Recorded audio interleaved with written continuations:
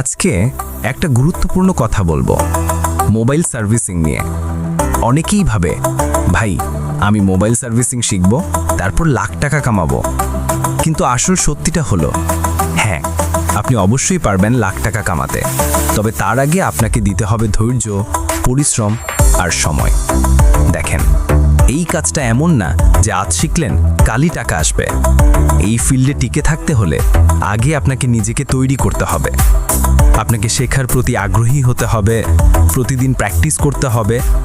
কারণ mobile servicing মানে শুধু স্ক্রু খোলা বা পার্টস চেঞ্জ করা না, এটা একটা দক্ষতা, একটা আর্ট যা সময়ের সাথে পরিপূর্ণ হয়। শুরুর দিকে হয়তো আপনি খুব অল্প ইনকাম করবেন, কখনো হয়তো লসও হবে, ভুলও হবে, কিন্তু এই ভুলগুলোই একদিন আপনাকে এক্সপার্ট বানাবে। ধৈর্য রাখেন, শিখতে থাকেন, আর একটা কথা মনে রাখবেন, যত বেশি আপনি কাস্টমারের সমস্যা বুঝবেন তত দ্রুত আপনার নিজের সফলতা আসবে। তাই তাড়াহুড়া না করে নিজের স্কিল বাড়ান, সময় দিন, পরিশ্রম করুন। একদিন দেখবেন আপনি নিজেই প্রমাণ হয়ে গেছেন যে মোবাইল সার্ভিসিং দিয়েও লাখ টাকা ইনকাম করা যায়।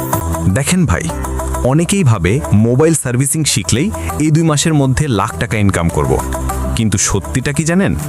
এই কাজটা টাকায় শুরু হয় না, ধৈর্যে শুরু হয়। প্রথম ফোন খুলবেন, ভুল হবেই, কখনো ডিসপ্লে ক্র্যাক, কখনো বোর্ড শর্ট, কখনো মনে হবে আমি পারবো না। কিন্তু এখানেই আসল টেস্ট।